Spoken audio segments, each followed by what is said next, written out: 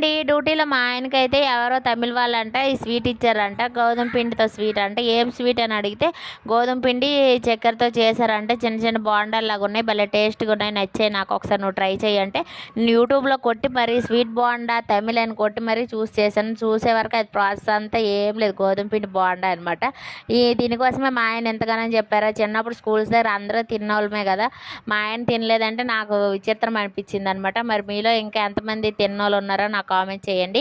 ఇక్కడైతే స్వీట్ బోండా కోసం గోధుమ పిండి చక్కెర తీసుకున్నాను, రెండు కలిపేసి ఒక అరగంట పక్కకు పెడితే చక్కెర అంతా మంచిగా కరిగిపోతుంది. కరిగిపోయినాక కొంచెం వాటర్ వేసి కొంచెం లూజ్గా చేసుకొని ఇట్లా బోండాలకు వచ్చేలాగా వేసుకుంటే సరిపోతుంది అనమాట.